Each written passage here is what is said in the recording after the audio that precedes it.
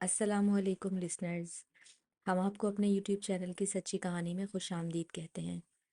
کہانی شروع کرنے سے پہلے اگر آپ ہمارے چینل پر نئے ہیں تو ہمارے چینل کو سبسکرائب کیجیے۔ کہانی پسند آئے تو لائک اور شیئر بھی ضرور کیجیے۔ کیا آپ نے کبھی سوچا ہے یا کبھی آپ نے سنا ہے کہ جو لوگ جو ہمارے پیارے اس دنیا سے چلے گئے ہیں وہ ہمیں دنیا میں واپس نظر آنا شروع ہو جائیں اور ہمیں اپنے پاس بلائیں؟ کیا کیفیت ہوتی ہوگی جب کسی کے پہ یہ گزرتی ہوگی؟ ہماری آج کی کہانی کا موضوع بھی کچھ ایسا ہی ہے، تو چلیں کہانی شروع کرتے ہیں۔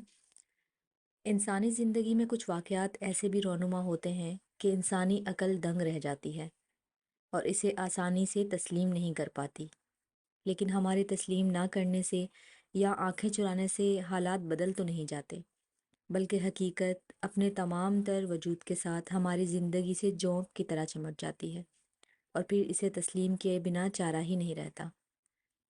ایسا ہی ایک ناقابل یقین اور پراسرار قصہ میں آپ کو سنانے جا رہی ہوں، جس پر یقین کرنا یا نہ کرنا آپ کے اختیار میں ہے، لیکن سچائی تو سچائی ہے۔ بالآخر یقین کرنا ہی پڑتا ہے، کیونکہ انسانی زندگی ایسے پراسرار واقعات سے بھری پڑی ہے۔ ہر ایک کے ساتھ کچھ نہ کچھ ایسا ضرور ہوا ہوتا ہے جس کو عقل تسلیم نہیں کرتی، لیکن بہرحال ایسا ہوتا ہے۔ یہ ان دنوں کا واقعہ ہے جب میں 7ویں جماعت میں پڑھتی تھی، اور آج بھی میرے ذہن پر نقش ہے۔ آنکھیں بند کروں تو سب کچھ ایک ڈراؤنی فلم کی طرح چلنے لگتا ہے۔ اس واقعے کی پراسراریت میرے رونگٹے کھڑے کر دیتی ہے۔ میں اس دن اسکول سے گھر لوٹی تو امی کہیں جانے کی تیاری کر رہی تھیں۔ امی کہاں جا رہی ہیں آپ؟ ارے بیٹا، میں بلقیس خالہ کی بہو کو دیکھنے جا رہی ہوں، بیچاری کی حالت بہت خراب ہے۔ امی عبایا پہنتے ہوئے بولی تو میں چونک گئی اور میں پوچھے بنا نہ رہ سکی، کیوں امی، کیا ہوا ہے انہیں؟ ابھی تھوڑے دنوں پہلے انہیں دیکھا تھا تو اچھی بھلی تھی، یوں اچانک کیا ہو گیا؟ ہاں بیٹا، یہ تو مجھے بھی نہیں معلوم اسے اچانک کیا ہوا ہے، یہ تو جا کر ہی معلوم ہوگا۔ اتنی دیر میں امی عبایا پہن کر نکلنے لگیں تو مجھ سے بولیں، اچھا میں چلتی ہوں، تم کھانا وغیرہ کھا کر سو جانا۔ جی امی، خدا حافظ، میں نے کہا اور امی کے جانے کے بعد دروازہ بند کر کے اندر آ گئی۔ ذہن میں یہی سوچ تھی کہ اتنی صحت مند نورین بھابھی کو اچانک کیا ہو گیا کہ ان کی حالت بگڑ گئی۔ بہت سوچنے کے بعد بھی جب عقل سمجھ میں نہ آیا تو میں نے ذہن جھٹک کر کھانا کھایا اور سو گئی۔ ظاہر ہے امی سے ہی تفصیل پتہ چلتی، اور اس کے لیے امی کا انتظار کرنا ضروری تھا۔ میں شام میں اٹھ کر ابھی نماز عصر ادا کر رہی تھی کہ امی آ گئیں۔ باجی نے امی کو چائے بنا کر دی اور میں تجسس کے ہاتھوں مجبور ہو کر امی کے پاس جا بیٹھی۔ باجی بھی شاید صورتحال جاننے کو بےتاب تھیں، سو کام کاج چھوڑ کر وہیں آ بیٹھیں اور بات کا آغاز کیا۔ اب کیسی طبیعت ہے نورین بھابھی کی؟ میرے کان کھڑے ہو گئے۔ ارے بیٹا مت پوچھو، بہت بری حالت ہے بیچاری کی، کتنی صحت مند تھی نا، اور اب دیکھو دبلی بھی ہو رہی ہے اور چہرہ زرد پڑ گیا ہے اور آنکھوں کے گرد ہلکے پڑ گئے ہیں، نظر کھا گئی ہے اسے تو، امی تعصف سے بولی۔ لیکن ایسا کیا ہو گیا امی انہیں کہ ایک ہفتے میں ان کا یہ حال ہو گیا؟ میں نے پوچھا۔ وہ دراصل پوری بات جاننا چاہ رہی تھی۔ اڑتی اڑتی میرے کانوں میں خبر آئی تھی کہ آج کل وہ ڈر رہی ہیں، خوفزدہ ہیں، کوئی انہیں دکھائی دے رہا ہے، لیکن مجھے لگ رہا تھا کہ امی ہمیں بتانا نہیں چاہ رہی تھی کہ اصل صورتحال کیا ہے، کہ کہیں ہم خوفزدہ نہ ہو جائیں، لیکن ہمیں تو خبر مل ہی چکی تھی، اس لیے اصل بات پوچھ بیٹھی۔ میں نے سنا ہے انہیں کوئی دکھائی دے رہا ہے جس سے وہ خوفزدہ ہیں اور خوف سے ان کا یہ حال ہو گیا ہے، پوری بات بتائیں امی۔ میرے منہ سے سن کر امی نے چونک کر مجھے دیکھا، پھر باجی کو دیکھا، وہ سمجھ گئیں کہ ہم سب جانتے ہیں، تعجب سے بولی، مگر تم دونوں کو کیسے پتا چلا یہ سب؟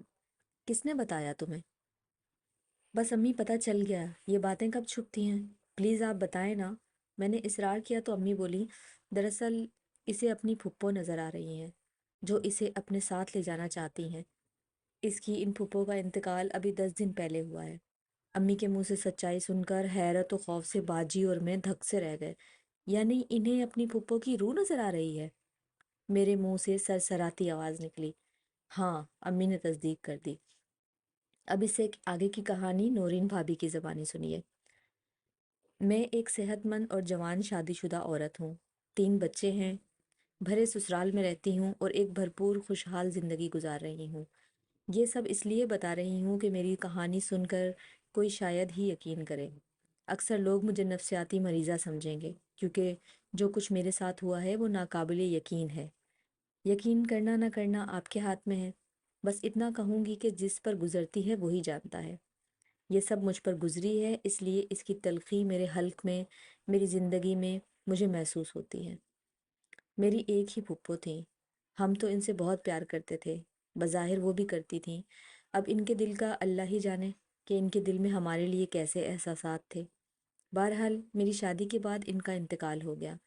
میں نے بھی شرکت کی، فطرتاً آنسو بھی بہائے، دکھ بھی ہوا اور میں اپنے گھر لوٹ آئی۔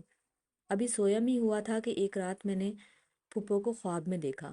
وہ کہہ رہی تھی، چل نورین میرے ساتھ چل، میں بہت اکیلی ہوں، تجھے لینے آئی ہوں۔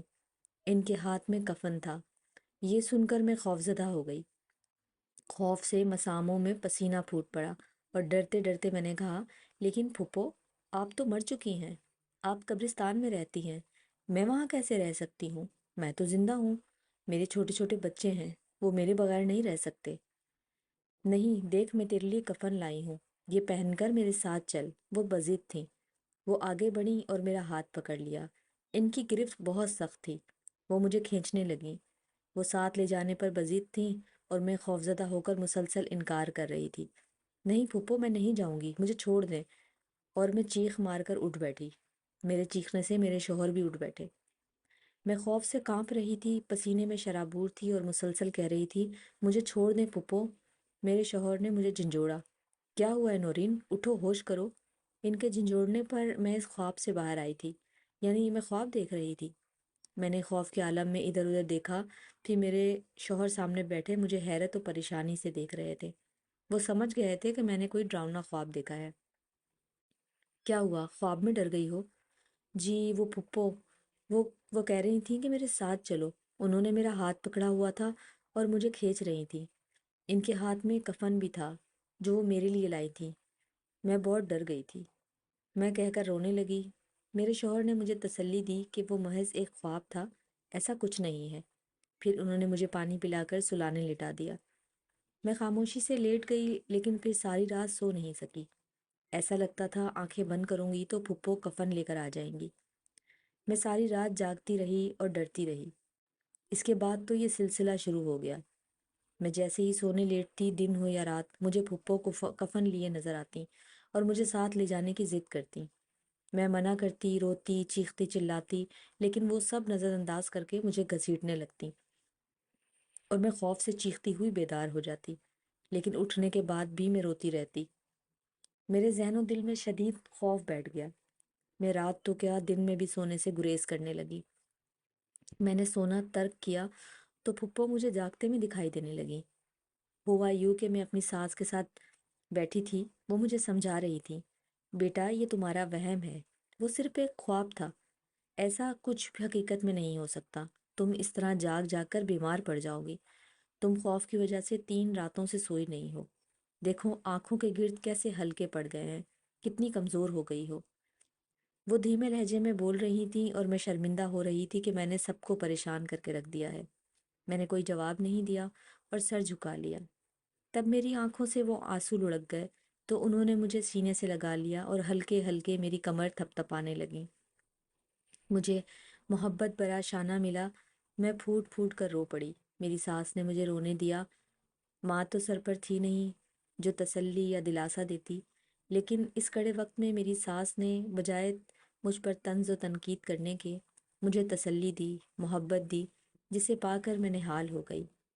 انہوں نے محبت سے میرا ہاتھ تھاما اور بولی، بس اب رونا مت اور مجھ سے وعدہ کرو کہ آج چاہے تمہیں نیند کی دوا کھانی پڑے تم سوؤ گی ضرور۔ ان کے لہجے میں محبت ہی محبت تھی۔